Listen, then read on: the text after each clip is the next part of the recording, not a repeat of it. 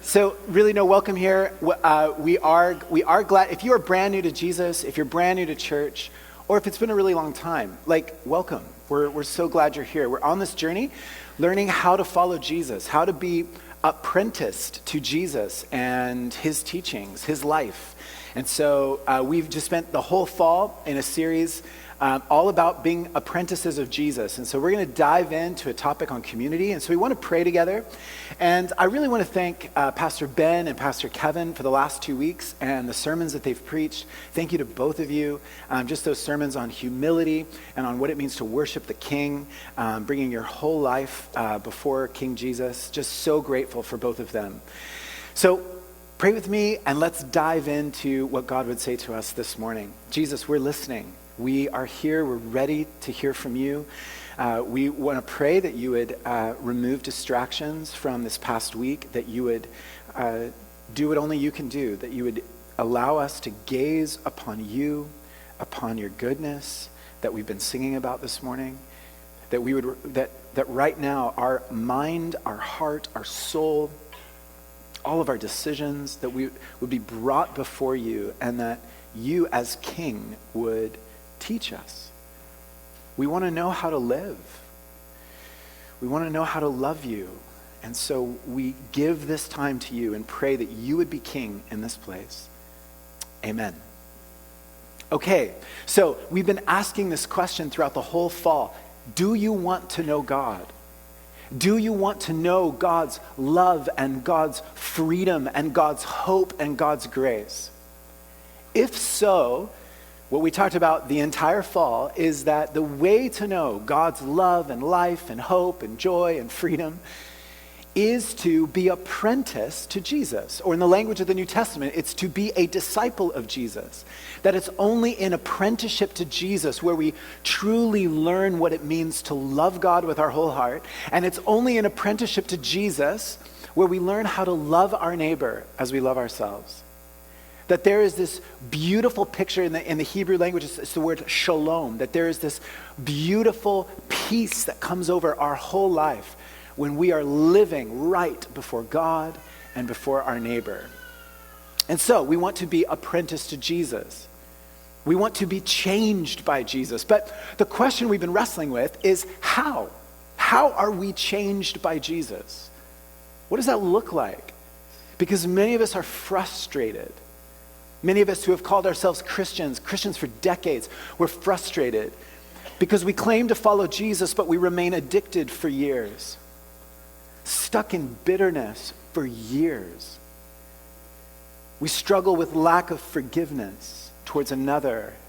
We've got weird relational conflicts in our lives. We've got messed up spending habits in our life. We are constantly running away from problems and issues. Many of us who claim to follow Jesus, we're crippled by worry, and we just can't get our heart and our mind under control.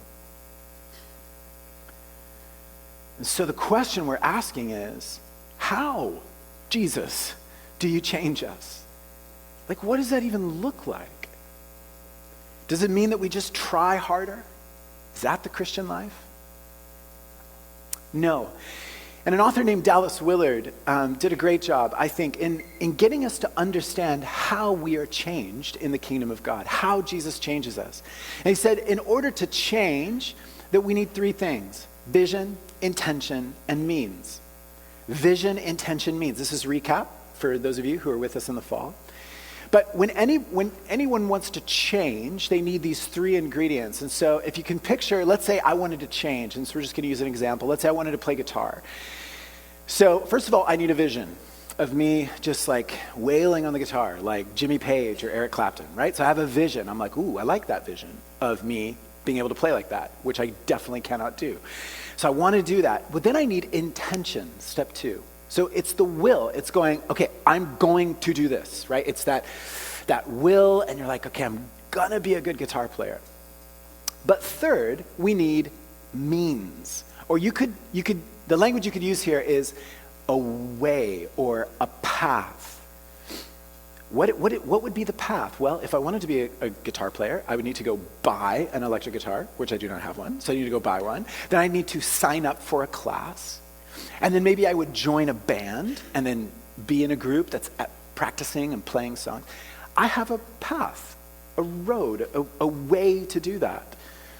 And so if you can picture me learning to play guitar, if I only have vision and intention, then I've got lots of passion without a path. You following? I've got lots of passion without a path. What I actually need is a way. I need someone who has gone before me to show me how to change. And when we think about faith, when I ask the question, how does Jesus change me? Well, absolutely, there's a vision. He gives us a vision. Look what your life could look like. Totally free, loving God, loving others, set free from worry and bitterness and addiction. Many of us in the room, we can picture ourselves there. Like, wouldn't that be amazing? And then many of us in the room have had lots of intention. We're like, we are going to be different. We've got the will to be different. We're going to change. And by January 13th in a new year, many of us have already, fallen off the wagon, as it were. We're like, okay. Vision and intention, it wasn't enough to get me there. What I need is a plan. I need the way. And so Jesus promises that he is the way, the truth, and the life. And so he gives us a path to follow. Do you remember that Jesus, some of his final words were, teach them to obey everything I have commanded you, and surely I'm with you always. Jesus has a path for us. There is a way that we follow as disciples of Jesus. And we want to follow it. We need the means, the path, the way. Apprenticed to Jesus, we follow his life and his plan. Think about Jesus' life for a minute. Jesus read the scriptures. Jesus prayed. Jesus gave. Jesus rested. Jesus took the Sabbath. Jesus served. Jesus spent time in silence. Jesus rebuked the works of the devil. Jesus loved his neighbor. And Jesus lived a life of community, life together with his disciples. And for the next several years, North Langley, we are going to do what Jesus did. If we want to be changed by Jesus, we have to do what he did. Series by series throughout the next several years, we are going to walk as apprentices of Jesus, doing what he told us to do and what he did in his life. And series by series, we're going to highlight a different thing that Jesus did, and we're going to do them together. You see, his life and teachings, they are the way, and we're going to do them. John Ortberg, in The Life You've Always Wanted, says it this way. He says, following Jesus, or being a disciple of Jesus, simply means learning from him how to arrange my life around activities that enable me to live in the fruit of the Spirit. Remember, we don't change ourselves. Not at all. But when we do what Jesus did, we open up our life, our soul, our heart, our mind to be changed by the Holy Spirit. So today, what we're doing is we are launching our very first mini-series called Life Together. We are going to talk about one of the things that Jesus did, the way he lived, because as his apprentices, again, we want to do what he did. Jesus lived in rich community with others, and we want to do that. So we begin a 6-week series on Christian community called Life Together. Life Together. So here we go. Making your way in the world today takes everything you've got. Taking a break from all your worries, it sure would help a lot. Wouldn't you like to get away? Sometimes you want to go. Body knows your name. And they're always glad you came. You want to be where you can see the troubles are all the same. I'm going to ask you to sing it in a second. You want to be where? Dun, dun, dun, dun, dun, dun, dun, dun. Wow, what a good show. Cheers, the best. I just like, whenever I watch the intro to Cheers, I just feel so nostalgic for like my home growing up. And, you know, I miss Sam and Carla and Norm and Cliff and Fraser and Rebecca and Woody. How many of you missed that cast? Anyone miss that cast? 10 of you. Oh, and we got clappers. That's good. I wanted them to know my name because they were the coolest. You know, it's interesting. I was reflecting on television in the 1990s, a decade that I'm most familiar with when it comes to television. And it's interesting. Like, we loved that idea that, you know, Cheers, you know, everybody would know my name. Or we loved the I'll be there for you culture of Friends. Or the pop-in friendship culture of Seinfeld, right? It's interesting because TV in the 90s was living out something that, when I think about it, I wonder if our secular culture was dying for. Community. To be in a group of people that know us, like real community, true life together. I wonder if some of these shows were just a reflection of a deep yearning and longing. Because one of the things our secular age has promised us happiness and freedom. But whether it's the advent of lots of technology that kind of promises us a little I life, a very independent I life, or maybe it's the way we move around when it comes to careers, how transient our culture is, but our secular age is actually leading to greater loneliness. I remember growing up and just one of my favorite Beatles songs, which is kind of weird to say it, but it was Eleanor Rigby. And I don't know why that was my favorite song. It was beautiful. But the haunting lyrics, all the lonely people, where do they all come from? Where do they all belong? And it was just, I think the Beatles were echoing just this growing sense of loneliness that accompanies a secular culture. Albert Schweitzer says, we're all so much together, but we're all dying of loneliness. Isn't that true? We're like so together, even social media. It's like we're all connected, and yet we're dying of loneliness. Or Jean Vanier, founder of L'Arche Communities, says it this way: we all carry our own deep wound, which is the wound of our loneliness. We find it hard to be alone, and we try to flee from this in hyperactivity through television and in a million other ways. Like we overcompensate, so we just busy ourselves with hyperactivity. Or in the words of Mother Teresa, the biggest disease today is not leprosy or tuberculosis, but rather the feeling of being unwanted, uncared for, and deserted by everybody. The greatest evil is the lack of love and charity, the terrible indifference towards one's neighbor. Each of these authors are reflecting on, or leaders, I should say, are reflecting on a great loneliness in our world. We all feel it. There is this longing to be with the other. And I know from firsthand experience that pornography is one of the desires within us to be connected to the other and to have some kind of intimacy with another. And it promises us a shortcut. You don't actually have to know the person, but you can experience an intimacy with someone on a screen. But all pornography does is it just fans the flame of greater loneliness in the life of the person who consumes it. Which, by the way, I just saw a study this week, a recent study, that 3 major porn video sites now get more traffic than eBay, Twitter, Wikipedia, Instagram, Reddit, and even Netflix. Because there's this loneliness that comes with the secular age. And here's what I want for today. I want us to be caught by a beautiful vision given to us. But it's not just a vision, it's a beautiful reality of the gift of the church, of God's gift of community to us. That here in a lonely secularism, that we would be drawn to the gift that God has given his people. Christianity offers a powerful alternative to the secular age and to the loneliness that we feel.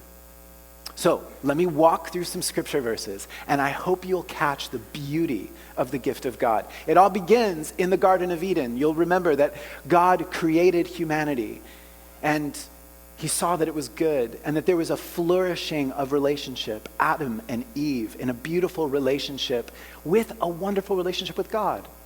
So it was like horizontal and vertical relationships. We're all doing great, right?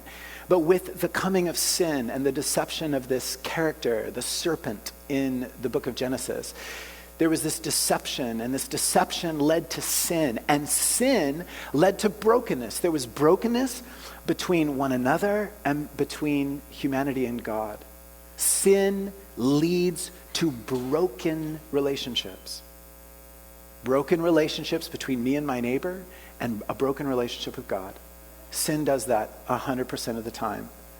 And so throughout the scriptures, we see the effects of this brokenness. Even though God had started this rescue plan through a man named Abraham and his great family, the people of Israel, we see throughout the pages of the Old Testament, if you're new to the Bible, it's the kind of the first 2/3 of the Bible, we see sin just leading to great brokenness in the world.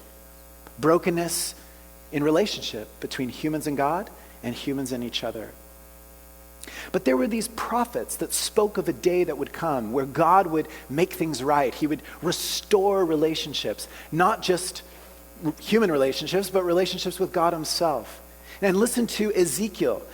He's a prophet, and he was speaking of a time that would come when God would do something new. This is God speaking. I will give you a new heart and put a new spirit in you. I will remove from you your heart of stone and give you a heart of flesh. And I will put my spirit in you and move you to follow my decrees and be careful to keep my laws. Do you hear that? He said that there's going to come a time where I will put my spirit in you. That when God puts his spirit in us, suddenly we would be made right before God.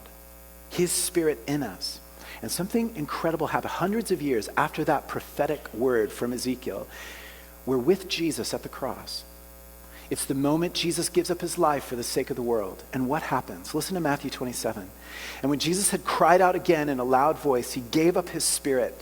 At that moment, the curtain of the temple was torn in two from top to bottom. The curtain that separated God from the people. It was the Holy of Holies, the place where God dwelt. That curtain that separated that was torn in two.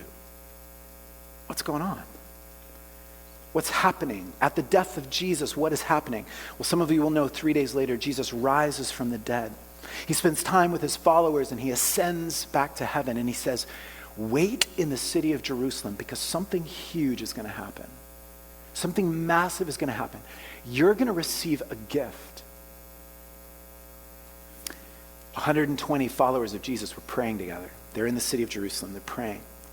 They're waiting for a gift. You can read about this in the book of Acts, chapter 2. They're waiting for this gift that would be given to them.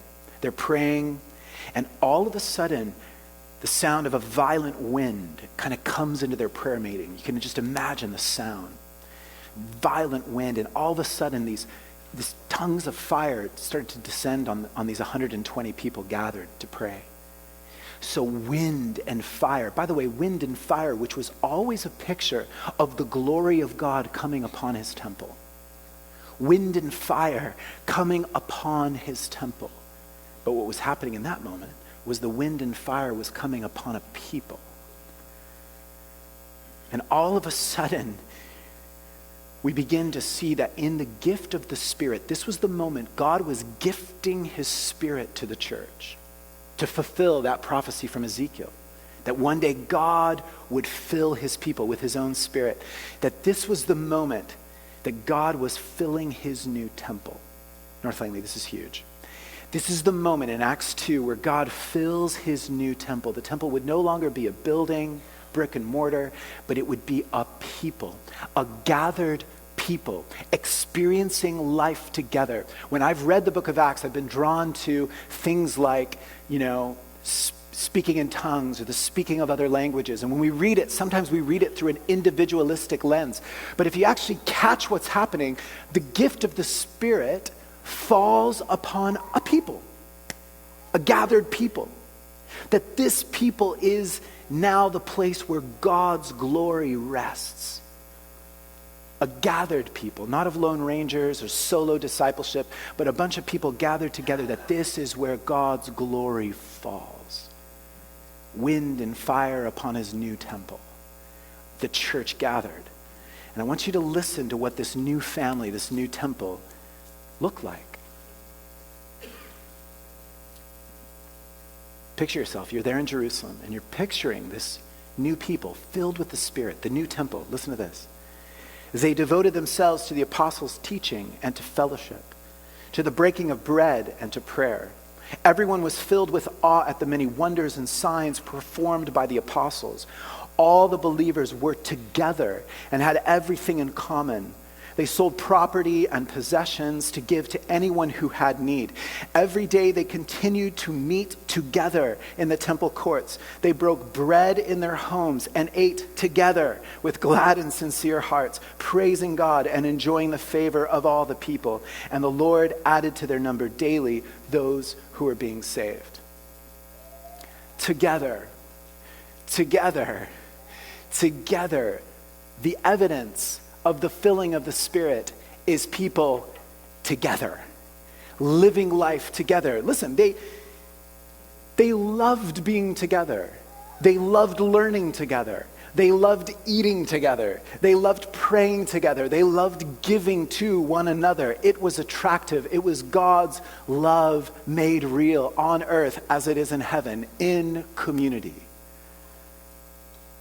And North Langley, this is who we are. This is who we are. Our gathering today is a small reflection of something that has gone on for 2,000 years. It's a continuation of this moment. Together, it's who we are. My hope today is that you would have eyes to see that you are, for those of you who have given your life to Jesus, and you are a Christian, follower of Jesus, that you are part of God's new temple, not a building, a people. And you're part of his new family.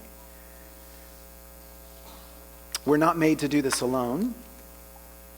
When you read the New Testament and you read the book of Acts, we're not meant to do this alone. Nobody's doing this by themselves here. And when we became Christians, we died to our old self, and that old self was marked by individualism. Pull yourself up by your own bootstraps. Find freedom on your own. Find the good life on your own. But we died to that. In our baptism, we died to our old life, going down into the waters. We died to our individualistic life. And when we came up out of the water, we joined a family. We joined the new temple where God dwells in his glory. See, apprentices of Jesus know that we're not lone rangers.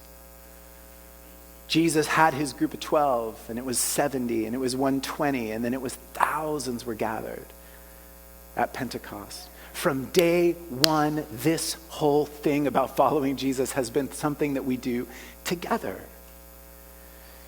But as you know, in our modern age, we are constantly breathing in the air of individualism, right? It's fed to us on a platter every day through all kinds of media, through the way we've shaped our lives and shaped how we live. We're just eating it up. And in our modern Christianity, we also have a problem because we have a bit of a do-it-yourself spiritual thing happening. DIY, right? Do-it-yourself spiritual thing.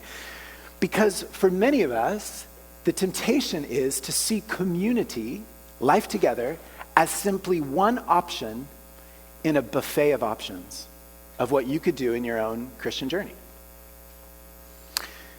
Let me describe this. I picture the hometown buffet that my grandpa, Big Daddy, used to take me and my brother after church. He would take us to a buffet. And, you pay a few bucks and you got your little tray. And in Oklahoma, and I'm going through, and there's all kinds of, under the glass, right? All kinds of stuff heated up. Who knows how long that stuff has been sitting there. And you choose. Well, when it was up to me and my brother, we chose mac and cheese. And we went and we chose pizza. And then we chose Jell-O.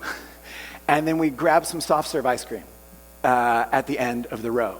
And that would be lunch, because it's a buffet of options. And I think about that sometimes in the DIY spiritual thing that we've got going in the church. Because if it's up to us, this is the mac and cheese and the pizza and the jello and the ice cream. Even though that might sound disgusting to you, follow the image. Style of worship. And we do it ourselves. We find that perfect style of worship in the church building that works for us, in a service time that's convenient, being part of a group that always challenges us, and maybe we get something out of it.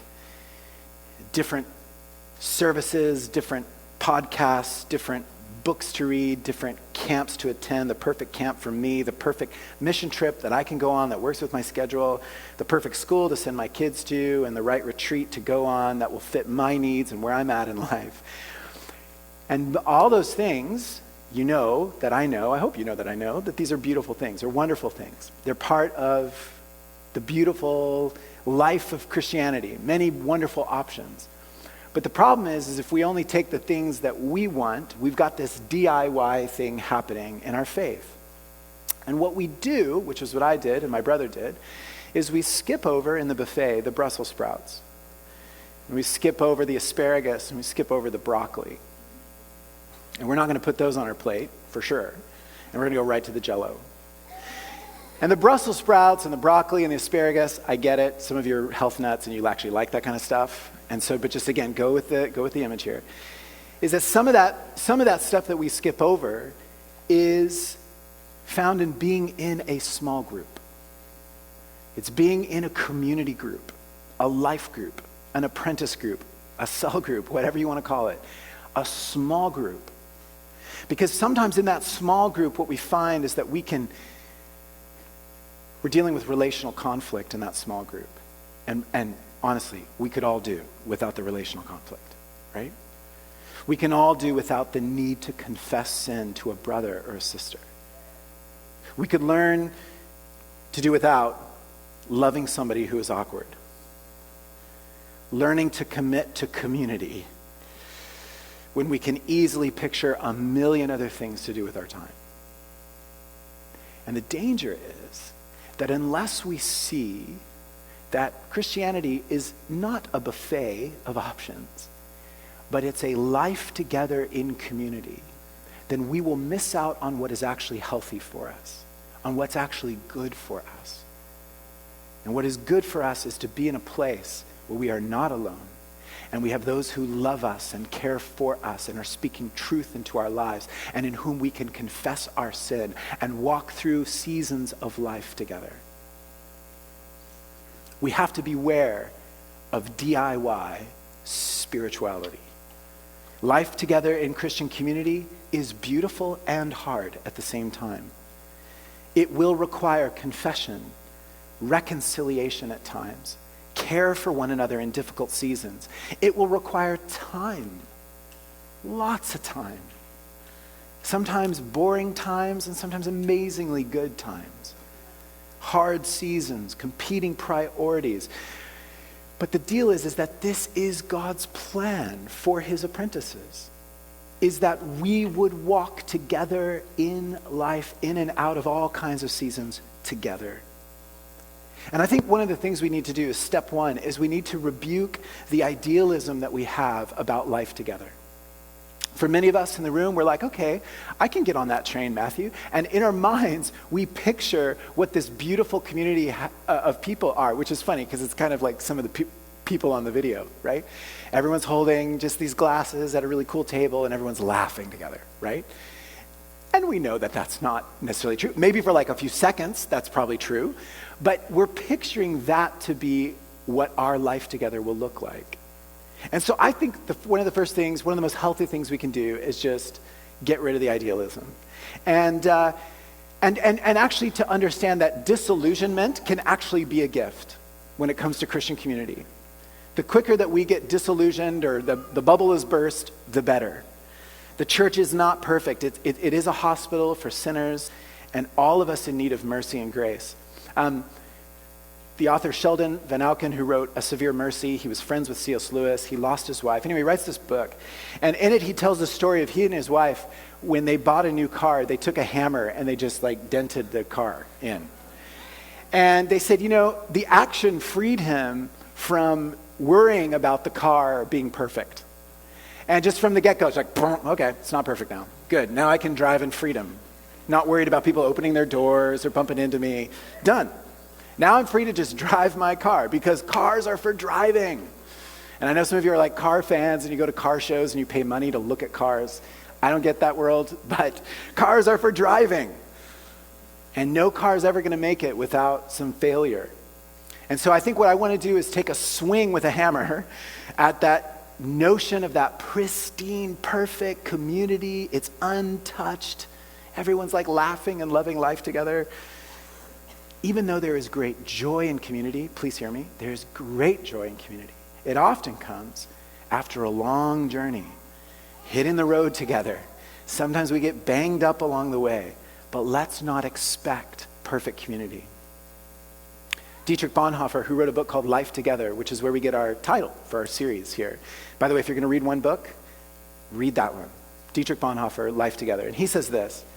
He says, he who loves his dream of a community more than the Christian community itself becomes a destroyer of the latter, even though his personal intentions may be ever so honest and earnest and sacrificial. I got to read the first part of that again. It's too good not to read it again. He who loves his community, his dream of a community more than the Christian community itself becomes a destroyer of the latter. Let's not come to Life Together for the next 6 weeks with some kind of idealism. And the question I have for us is, are we forfeiting beautiful, joyful, real Christian community because of our idealism? Are we forfeiting Christian community because the people are difficult or awkward or unlike us or time-consuming? By the way, I always forget, seriously, I mean this, Matthew always forgets that I am the broken person that someone else is going to have to love. Somebody else is going to have to deal with. I never think of it that way though, right? We think of the people in the group, and are these the kind of people that I could be in community with? And they're probably asking the same thing. Matthew, with his mixed bag of joys and sins, they're going to have to deal with me. Is our idealism getting in the way of our apprenticeship to Jesus? Remember, life together is Jesus' idea. I'm sure if we set our really brilliant minds to it, we would have come up with a different plan. It probably wouldn't have involved a bunch of broken people learning to follow Jesus together. Like, we probably wouldn't have come up with that. But we receive it as a good gift from Jesus, who knows what we need more than we know ourselves. Life together is Jesus' idea. We are the new temple. He sees us very differently than maybe we see ourselves. For we are the place where he has chosen to rest his glory. Wind and fire upon his new temple. He loves us. And in the mess of Christian community, it's where we experience the glory of God. His presence. Life together, it's where Jesus dwells in his glory. Some of you may be familiar with an author named John Ortberg. He's a pastor out of California. He tells a great story of a friend of his who went down south, and he didn't know what grits were. And so he's talking to a southern server, nice lady, and he says, "What exactly is a grit?" And her response was classic. She says, "Honey, they don't come by themselves." They don't come by themselves. Grits don't exist in isolation. You can't order a grit. Just like the church, we come together. It's a package deal. All of us together. Jesus says this in John 13. He says, "A new command I give you, love one another. As I have loved you, so you must love one another. By this, everyone will know that you are my disciples, if you love one another." And if you're with us in the fall, you'll know that this love is not just a feeling, but it's agape love. It's an action. It's self-sacrifice for the other. That this is the life that Jesus is calling us to. We need to be around people to be able to agape love them. We just have to be rubbing shoulders with others to be in that place. You know, when I was writing the sermon this past week, I was reflecting on the beauty of the church. And oftentimes I'll share something maybe self-deprecating or something for my own story. But I was actually like really encouraged of the gift of the church in my life and the gift of Christian community. And you need to know I'm not talking about the nuclear family here. I'm talking about the church. Married, single, older, younger, multiracial, ethnic, lingual, multilingual. That as I've grown up, I became a Christian when I was 7 years old in my parents' car. I gave my life to Jesus. The following year, when I was 8 years old, I was baptized.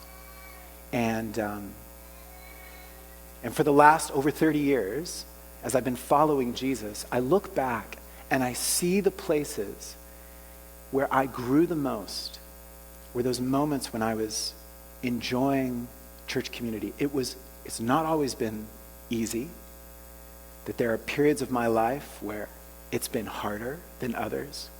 But looking back, I'm filled with gratefulness at people that I don't see anymore in different seasons, in different churches, different parts of my life.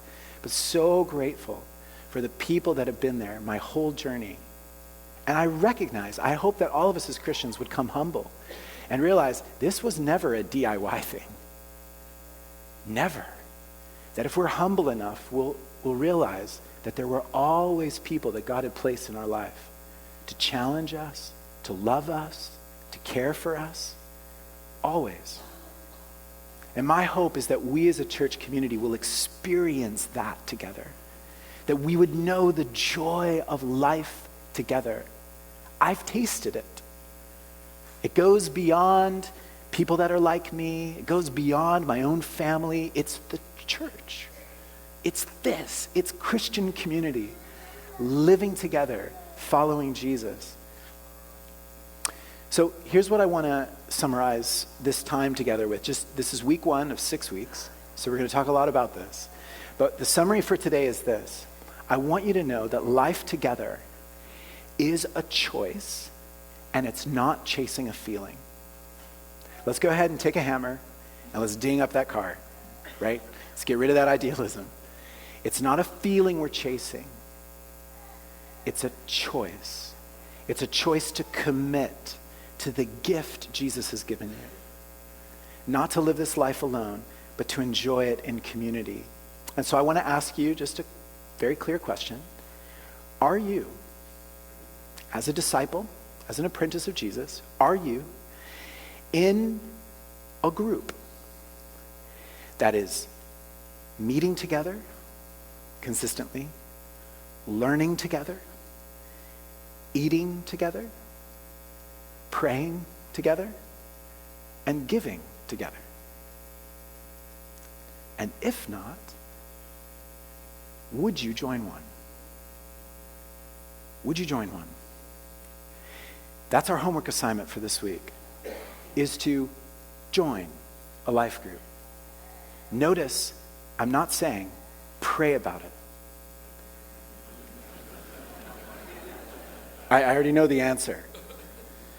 So don't go home and pray about it. Well, I think I'm going to pray about whether I should join a community. No need to pray. Do it. Just do it. If you want to sign up for a life group here at North Langley, we have what we call life groups if you're new to Christianity, but they are groups of about 8 to 15 people that meet in a living room. Just to let you know, the last few days, lots of our life group leaders have been meeting, preparing for this new season of life together. I was just upstairs a few minutes ago, a room packed with these amazing people who are life group leaders. And there are new leaders who are opening up their lives and their living rooms to welcoming some of you, many of you in the room who want to join community. You can't sign up today just for technical reasons, but around Wednesday, feel free to go and sign up. Online, you can go to our website, nlcc.ca. We would love for you to join a life group. If you have any problems with the tech stuff, just come next Sunday or email Pastor Tim. Let him know you're interested in joining a group. And for those of you who are already in a group, you'll know that this week we're gonna ask all of our life groups to reflect on Christian community. And so you'll hear more about that through your leaders. But I want to end with this. I want to end with the gospel as we close our time together. Because I want you to see how valuable the church is in God's eyes. I want to ask you this. Have you ever wondered how a painting, a piece of art, is valued? Let's say you're walking through a museum and you see a bunch of paintings and you're like, weird. How do they know how much to sell that painting for? And I've always wondered, I've wondered, how much is the Mona Lisa worth? Because I actually don't really like the Mona Lisa. It's really creepy. I honestly do. I find it's a creepy painting. And I know an art history person will challenge that and talk about all kinds of stuff. But when I look at the painting, I think, creepy. And I wonder how is that painting valued? Because I read an article that in 1962, the Mona Lisa was valued at $100 million US. 1962. So if you take inflation into account, that 1962 value is estimated to be about $780 million. $780 million. And then one UK estimate said that it would be valued today at $1.6 billion. And I'm scratching my head going, why? I would put so many other things on the wall. I'd take one of those IKEA things that just has splattered paint. I'd put it on the wall before that. But what the world is willing to pay for the art, that's its value, which is interesting. And so now here, final thought. We look at the cross. Now calculate the value of the church. The value of Christian community. The value of the church is what Jesus was willing to pay for it. He was willing to pay his own life, his own blood, giving up his own life on a cross for her. Next week, we're going to look at how the church is the bride of Christ. So beautiful, so treasured. There's so much value. He loves us as we gather together. So as I end, listen again to the beautiful bride gathered in the city of Jerusalem 2,000 years ago. Can we stand together as we listen? They devoted themselves to the apostles' teaching and to fellowship, to the breaking of bread and to prayer. Everyone was filled with awe at the many wonders and signs performed by the apostles. All the believers were together and had everything in common. They sold property and possessions to give to anyone who had need. Every day they continued to meet together in the temple courts. They broke bread in their homes and ate together with glad and sincere hearts, praising God and enjoying the favor of all the people. And the Lord added to their number daily those who are being saved. King Jesus, we receive the beautiful gift of your bride. We know that it is together where you dwell in glory. So come and dwell in glory among us. Gather us together. Pull us out of our isolated, lonely lives and gather us in community. Jesus, we want to confess that we know that Christian community is not easy. It's not easy, but it's a good gift that you give us. And so we receive it, and we pray that 6 weeks from now, that we will see our church gather together in living rooms and coffee shops all across our city, living life together for your glory and your honor. Amen.